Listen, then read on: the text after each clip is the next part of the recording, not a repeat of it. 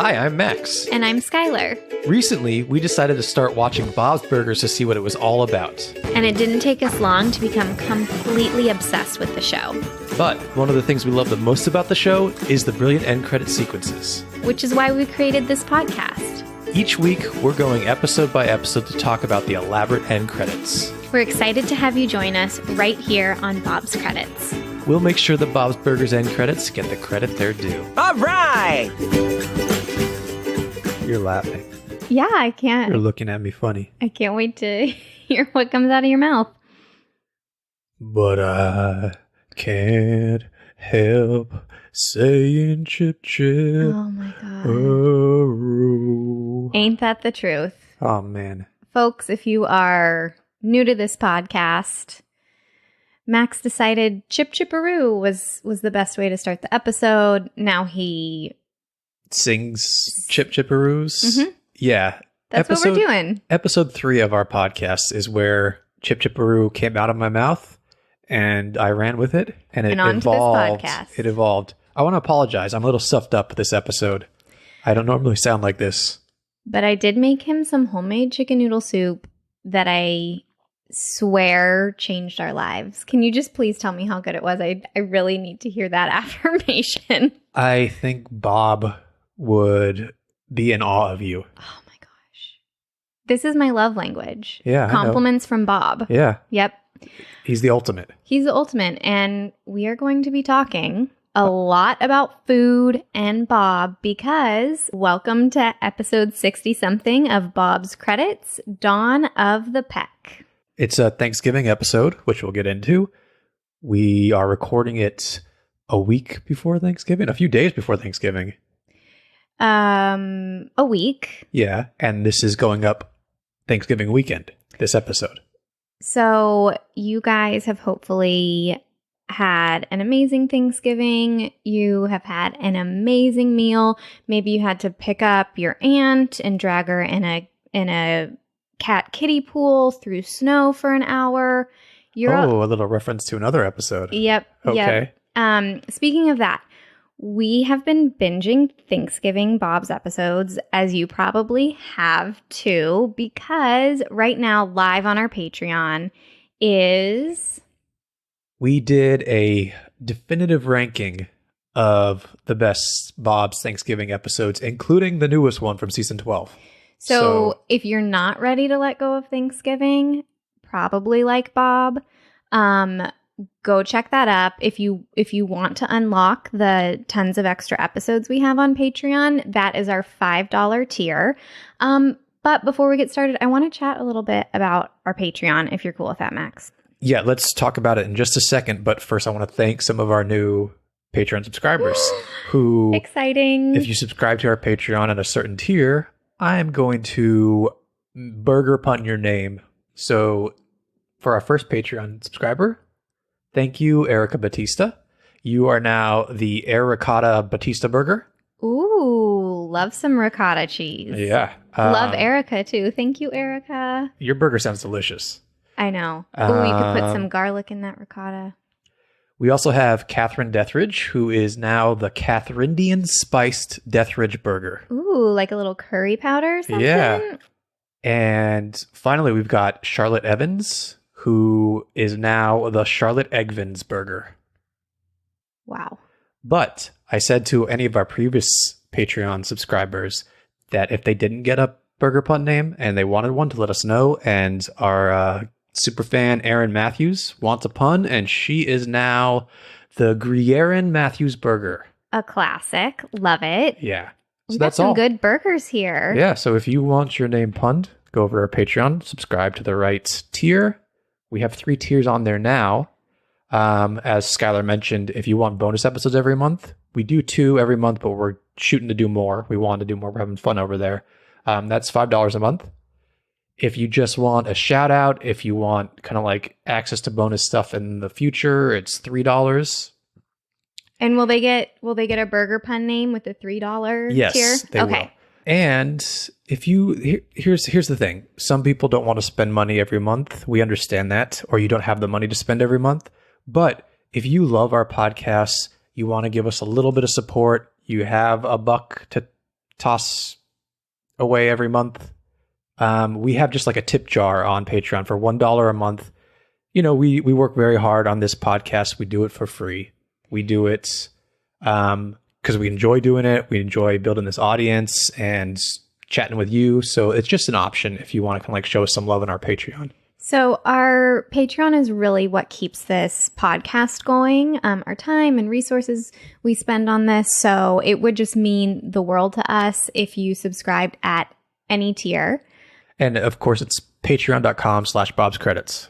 In fact, if you wanted to press pause on the podcast, go sign up, and then come back and listen, You can do that. you Absolutely. have our eternal love and support. But if you're just like waiting on bated breath for a little Bob pun or Max pun, that's okay too, because we're going to get into it right now. These puns, Skylar, are all themed. Thanksgiving themed? You know it. Your first pun is the Plymouth Rockford burger. Oh, so like Rockford red. What is that? Roquefort's a cheese. Rockford? But it sounds like it's a little off. Roquefort. The Plymouth Roquefort burger. Bob? Yes, because I have no idea what that is. Your next pun is play it again, yam. Bob. Yes. She's 2 for 2, folks. Hang in there. We got 2 more coming. Your next pun is the turkey to my heart burger. You. Yes. I love that one. And it can be like a little Thanksgiving leftover burger. Yeah. It sounds delicious. There's one of those at Disneyland right now, and I want it so badly. I want it too. Yeah. A lot of places do those now. Like I think like Panera and... Oh, we can get some. And your final pun is... Oh, I gotta sing this one. Oh, oh, oh. Oh, oh, oh. Oh, oh, oh. The right stuffing burger. I don't know that song. It's a New Kids on the Block song. Oh, okay. I'm gonna guess Max then. Yeah. Oh, wow. 4 for 4. Oh my goodness. Killing it this week. Look at me. Without further ado, we've already said that. What's the new... So many ados. Much to do about nothing. Without Chip Chipperoo, we should get in this episode. I am so excited to get into this episode. Me too. Skylar, can we have the title and synopsis for Season 5, Episode 4, please? My pleasure. This episode is Dawn of the Peck, which is a pun for... Oh, I caught him while he was drinking his coffee. Every time you go into your synopsis, I'm like, I've got like a good 30-second period to go grab a swig of something, and you caught me off guard there. All right, title, Dawn of the Peck, which is a pun of Dawn of the Dead. You could even reach that it might be Shaun of the Dead. Love that movie. And the synopsis is... It's Thanksgiving Day, and Linda is off to her turkey trot, and the kids to have some full-price fun on half-priced Wonder Wharf rides. Not thrilled with the plan, Bob refuses to cook Thanksgiving dinner, and he is totally fine with that, not sad at all about cooking. He's so okay with it, he busts out his sweatpants, a stiff drink, Reed drinks, and his old friend Donna Summer. It's a pretty good day until he catches a glimpse of his beloved baster. Meanwhile, the family is stalked by 500 rogue turkeys in a zombie apocalypse parody. Teddy and Linda, their brave leaders. Andy Ollie, regular size Rudy, and the Belcher kids along for the ride. Literally, they get stuck on a ride. The scramble pan, to be exact. I got a little carried away with that synopsis. I had so much time to take sips of coffee in that one. You should have waited. I know. I really ruined it. This episode came out on November 23rd, 2014. It was written by Lizzie Molyneux and Wendy Molyneux and directed by Tyree Dillahay. Wonderful. Love a Molyneux sister episode. Ooh, boy. Ooh, boy. Okay. Tell me the things. Before we go into the episode, let's talk Bob's Thanksgiving. Just in general. Just some of the best episodes of the series. Just because of Bob's passion for preparing a turkey and this perfect Thanksgiving dinner, it just makes it perfect for this show. I think that Bob's unhinged love for Thanksgiving is my favorite running joke of the series. Like, period. I love it. Do you relate to Bob and his... Yes. We've talked about this on the podcast before, but and we just binge watched a whole bunch of Thanksgiving episodes. And Bob might be my favorite character at this point just because of these handful of episodes. I have to say that in this episode specifically, I've never related to Bob more, and I relate to him constantly throughout the series. But the day he has where he is just sitting in his sweatpants. I got to interrupt you. Oh, no. Oh, God. Oh, God. The sweatpants. In my notes, I have the sweatpants in huge bold lettering. Are you going to tell a story about my pants? We've already told your story about the pants, about your comfy pants. We're not going to redo that story, but these, I can't tell you how much I love these sweatpants. Those are what sweatpants should look like. They are loved and lived in. I love everything he does in this episode. I love that he loves the quiet during Thanksgiving. I love that he just wants to sit there and cross his legs without his kids making fun of him for crossing his legs. I love that he gets himself a little bit of whiskey and enjoys some while he puts on some music. Not a little whiskey. A lot of whiskey. A lot of whiskey. It is. He does get pretty toasted. I think what is also so satisfying about this B story is that we don't get to see Bob alone very often. Like, if you have 3 kids and a partner, you're not going to be alone very often. So as an audience, it is so satisfying. And I'm just like, yes, Bob, you do you. And I particularly love the scene where he discovers the baster. And I love the conversation. And it sounds like he ran into an ex at the airport or whatever. It's so good. And what about the main storyline? This attack of the turkeys, this attack of Wonder Wharf, and then attack of attack on Ocean Avenue. So this episode was never my favorite Thanksgiving episode because I like turkey in a can so much. But after researching it, watching it again, it has grown on me so much. And I don't want to call myself stupid. I'm really trying not to. But I was kind of a passive watcher of this episode. I don't think I really noticed what the title of the episode was, so I wasn't looking for all the zombie movie references and parodies.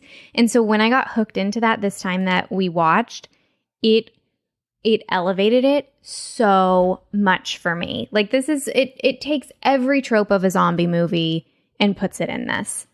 I agree. Even up to the point where they end up in a supermarket at the end, which I feel like every zombie movie, they end up in like an empty supermarket. It's so weird. Yes. And it's like very apocalyptic and creepy. Like when Bob walks into the supermarket alone. And then when they put the teddy bears on and they're brave and come out, it really felt like Zombieland to me. So I really love that. And I think what I really love, there are so many great one-liners in this episode, and I actually have 2 favorites if you wanted to listen to them, or I can describe them. No, let's hear them. So one's like 4 minutes and one's 6 minutes. Okay, we just might have to wait for ads here, but let's see, 4 minutes.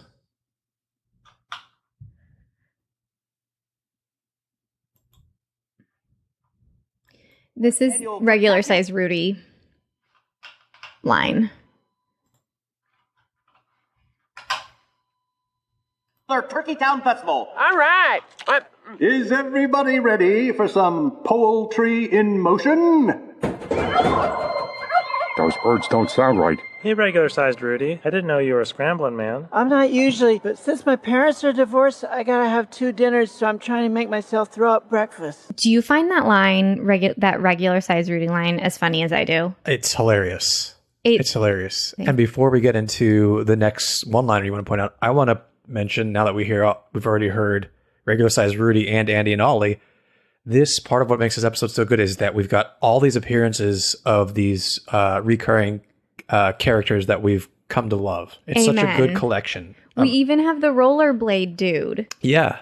He goes by, doesn't he just say like Happy Turkey Day or something like that? Or I think that's a different episode. Oh. There's the turkeys pulling off his Speedo. Oh. He's being attacked. he's like the Coppertone baby. Exactly. So in this episode, we have, as we heard, Andy and Ollie are back. So we get the Silverman sisters back doing the voices. We heard regular size Rudy. So Brian Husky is back. We have Mickey, who we love, and Bill Hader is back. There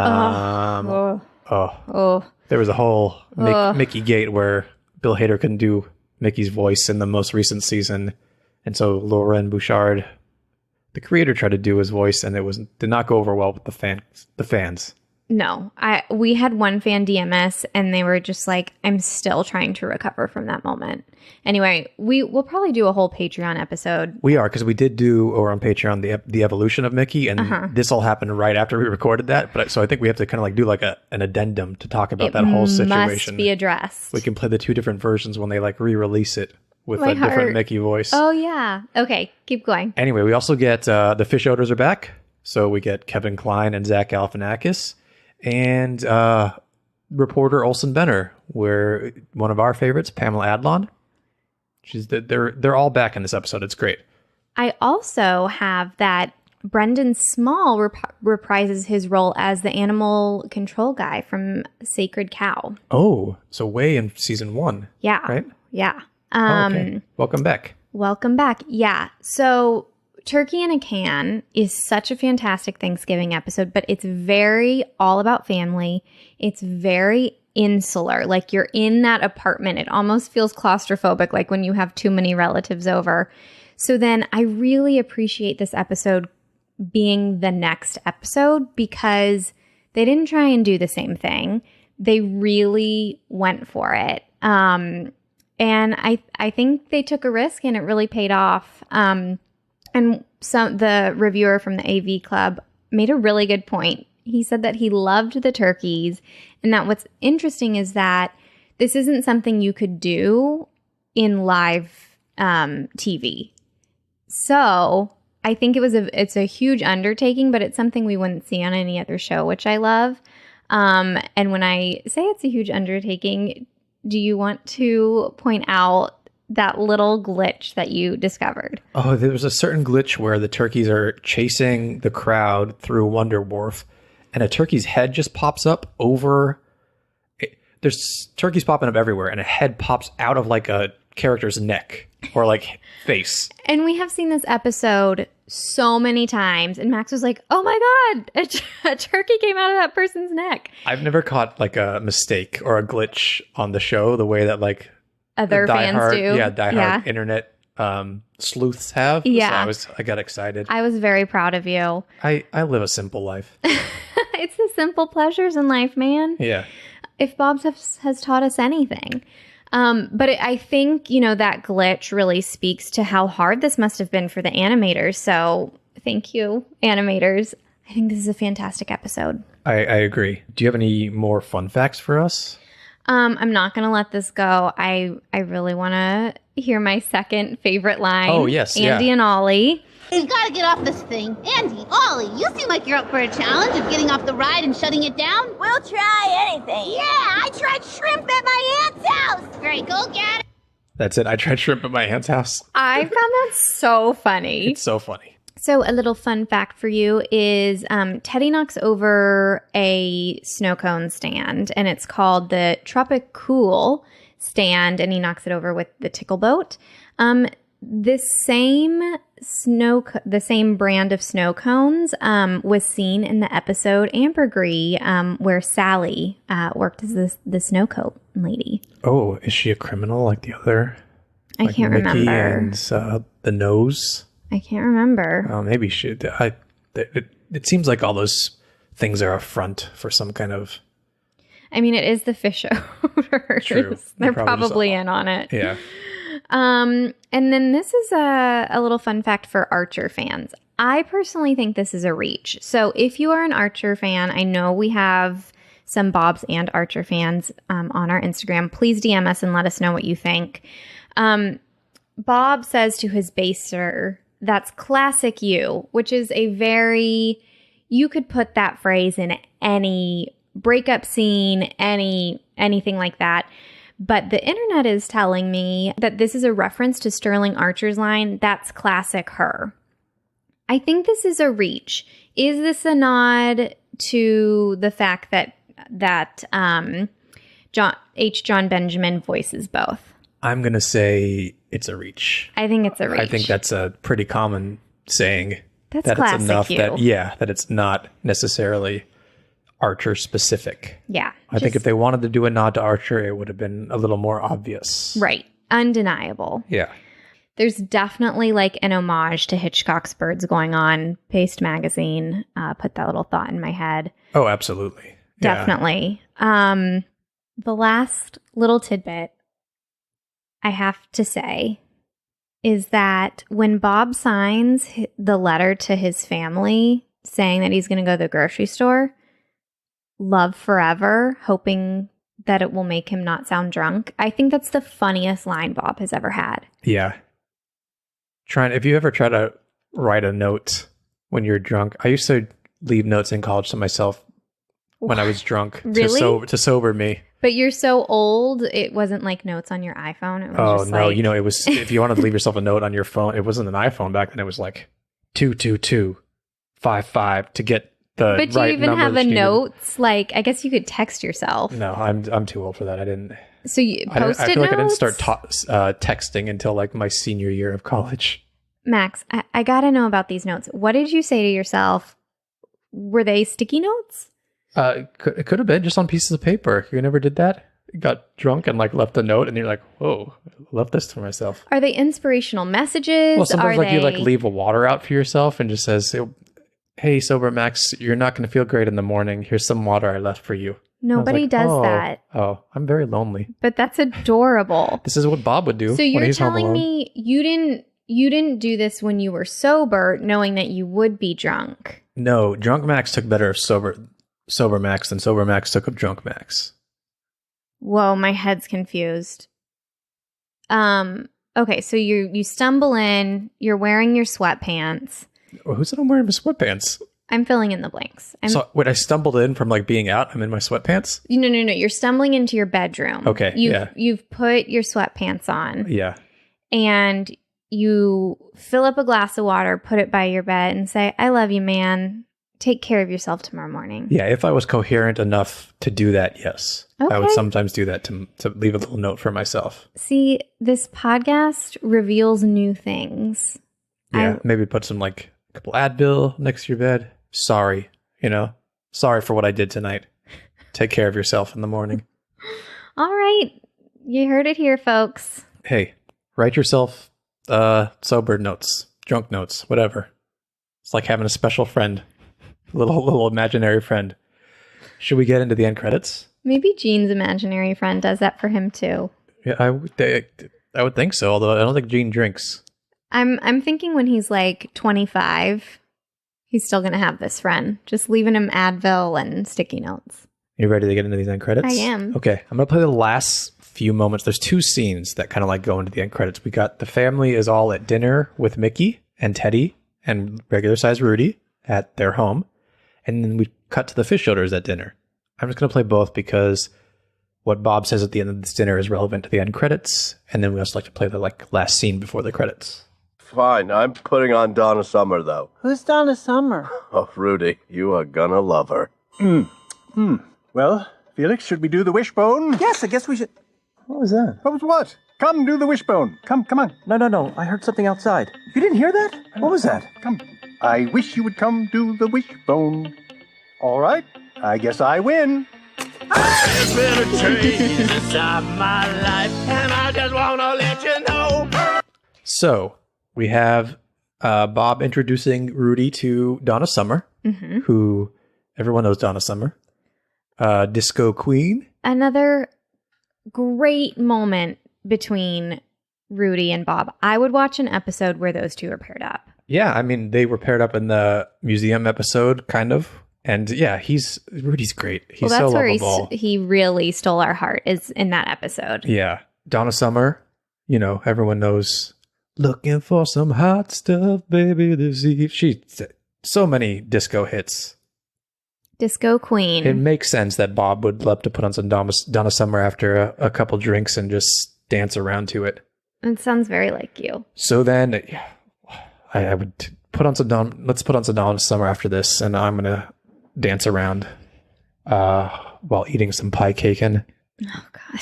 We got a pie cakein. We've got to mention that on our Thanksgiving episode here.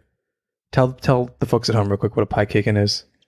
So a pie cakein is a pie and a cake in a box. And it is a layer of, I'll go bottom up, Pecan pie. Buttercream frosting. Yes. Blech.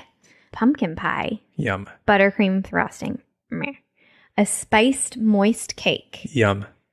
Buttercream. Some like apple filling on top. Apple pie filling on top. Oh. Well, I'm gonna cut a piece of that after this and put on some Donna Summer. I love it. And we're gonna, wonderful. Enjoy this afternoon.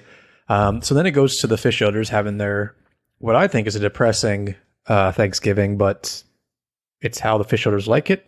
At least Mr. Fish Elder, I think.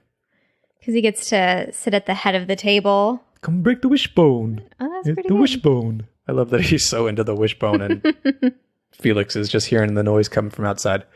And Turkey pops through their window and starts attacking them. We also have some like very creepy music, which also, I meant to say this at the beginning of the episode, but I'm starting to see a very clear formula for Bob's. If the tone is a little bit darker, like that OT the toilet ride episode. Wait, I would go on that ride.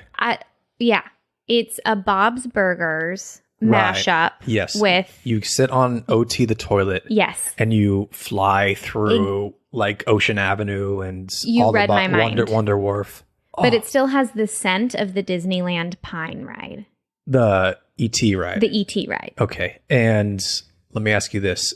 Disney, I think, now owns the rights to Bob's. So come on, people. Let's make that happen. Wait, this is a good idea. I think there needs to be a Bob's Burgers amusement park similar to the Simpsons at Universal Parks. 100,000,000%.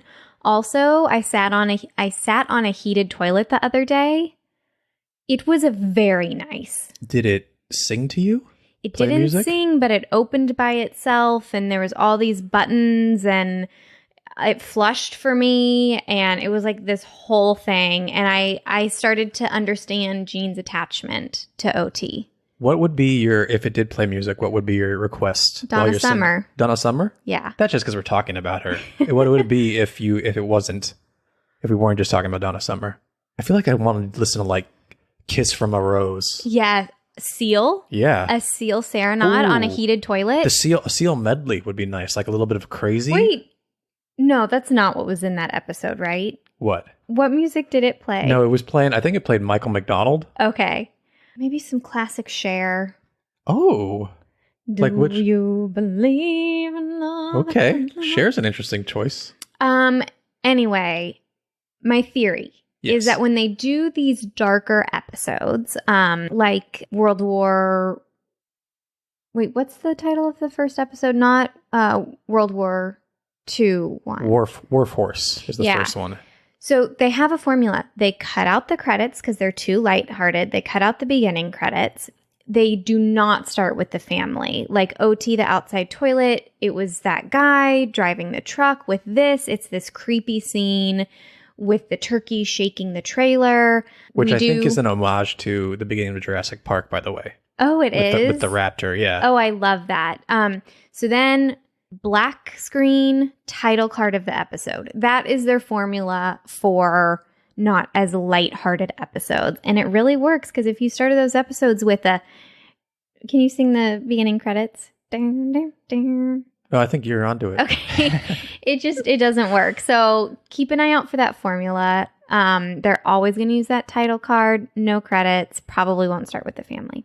But we are ending it on a lighthearted party of a end credit sequence. So when we go into the end credits, tell us what we see. Why did we hear that song playing? So it is the classic end credit sequences. We are in the kitchen, the girls are prepping, and Bob is prepping his burgers too, but he's got a little groove in his hips. Bob is dancing the day away, or at night. I don't know what time it is. I assume it's maybe they cooked Thanksgiving dinner, and this is either the next day. Maybe Bob's still on his Donna Summer kick. He'd been listening to her all night, so he played it over the restaurant, and now he's just dancing to her. I have a theory for this. Yeah. All right. So he cooks this amazing meal. Nobody wants to eat it. Linda's like, I'll make sauce. Hilarious moment. But my theory is that Bob is still drunk from the episode.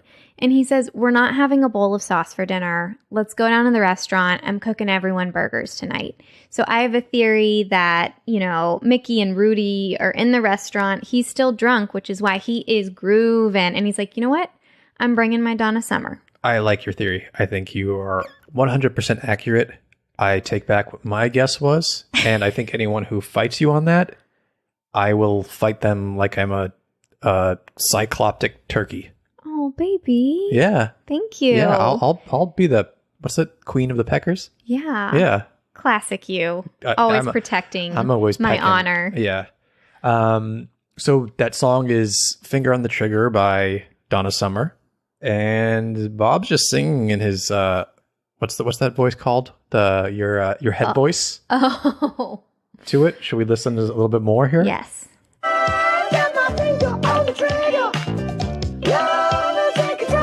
It's a great song. Oh my god.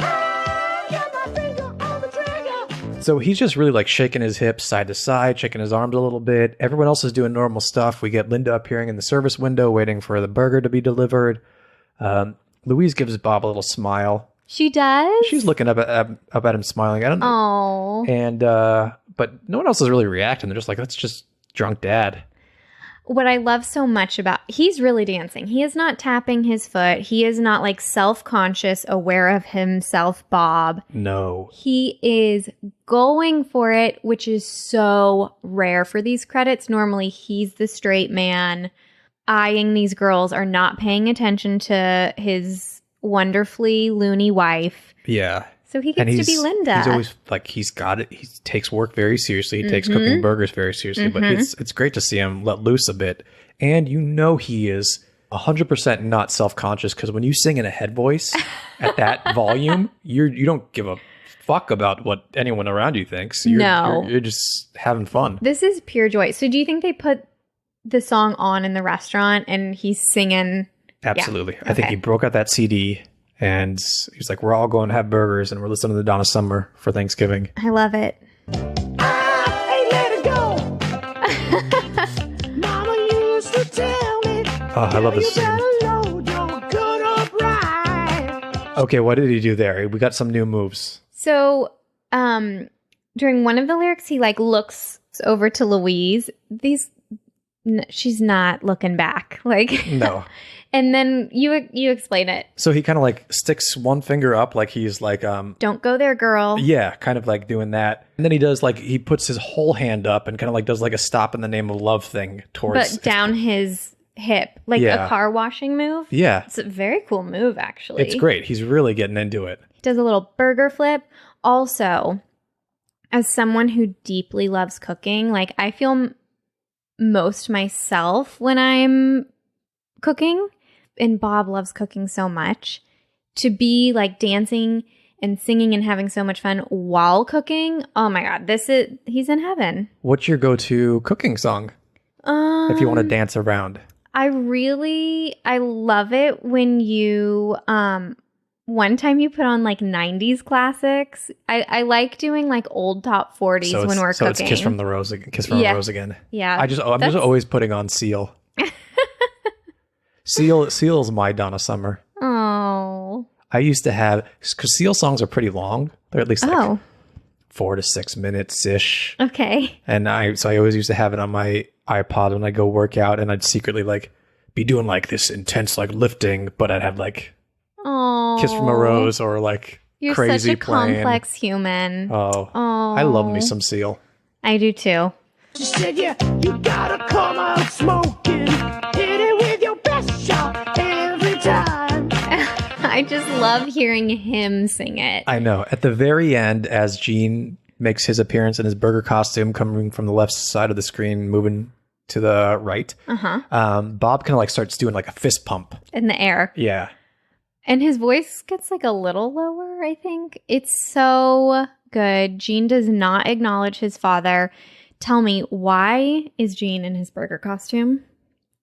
Sometimes he just feels like getting down and putting his costume on in there. He's an enigma in the best way possible. Yeah, trying to figure out Gene is impossible. There's no reason to even... There's no logic behind Gene. Which is why we love him. Yeah. Well, that was delightful. It was. Would you say these end credits are better than the episode itself, or just like a perfect compliment? If I'm being honest, maybe a year ago, I might have said so. But now, absolutely not. A beautiful compliment. I am so glad it's not a turkey centered credits. This is what I want to see. Also, I would say that you could have these credits out of context. Like there's, you could take them and put them on any episode, and it's just like, oh, Bob's just like dancing to Donna Summer. that kind of works. It's but yeah, delightful. Obviously it's a perfect compliment based on the running gag of Donna Summer and how much Bob loves dancing to Donna Summer. I'm so glad they had that line at the end of the episode with Rudy too. Me too. It's really great. So highlights and lowlights for you? I have no lowlights, honestly. You know, I love after a crazy episode getting back to like, oh, we're back in the restaurant and we're doing our thing, and just maybe one or two things is off. And just like we said, seeing Bob let loose is always a blast. Like seeing Bob get to experience joy is always so fun for me. That's exactly my highlight too. I do have one low light. Yes. What would make this perfect for me? Rudy. I want Rudy. Okay, hold on. Let's go to Rudy in a second, because now I'm like, yeah, I miss Rudy. I want him in his sweatpants. Yeah, that'd be nice. That would really, I love those sweatpants. I think if like Rudy can't, I'd love to see Rudy dancing to some Donna Summer. That might make it just a little bit better for me. And he just introduced him to it. Yeah. Also, the fact that he is in his cooking pants, maybe it's not Thanksgiving night. Although I can see Bob being like, I need to put on, I'm a pro. Yeah, Bob's like, when pants. he's cooking, he's like Dexter. Skylar and I have been binge watching Dexter, and Dexter has a specific outfit he puts on when he kills. Maybe Bob's like that. When he's cooking, he has a very specific outfit he has to be in. I feel like that is so anything. Bob. Yeah. Can you just see him like wander, like still being drunk, and Linda being like, "It's fine, come on," and he's like, "I need my burger pants." Should we score him? Yeah. We score on a scale of 1 to 10. H's at the end of Tina's Do you want to go first, or do you want me to go first? My answer is locked in. So why don't you just hit us with it? 10. 10. Okay. I'm going to go 9.5. Oh.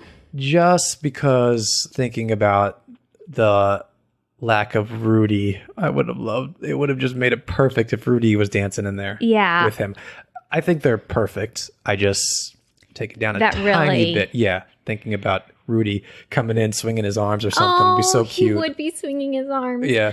I also think like just seeing his head bobbing in the window, like even just like that he's not in the kitchen but in the restaurant dancing, I think could be just like he could be dancing on the counter.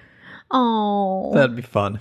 And I'm just gonna say it, Rudy is the sleeper hit of this episode. He has some fabulous lines. This episode would not be what it is without regular size Rudy there. Rudy is a sleeper hit character for me.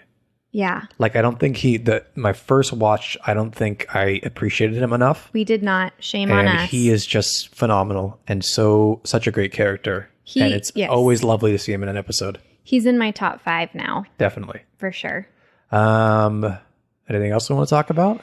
I just want to say thank you so much for creating all those amazing burger pun names for our Patreons. I can't wait to keep doing those. Oh, of course. I can't wait to rack my brain trying to come up with different spices and vegetables and all the food. But, cheese. But Lots hey, of cheese. Subscribe, people. I'll do it for your names. I don't need to sleep.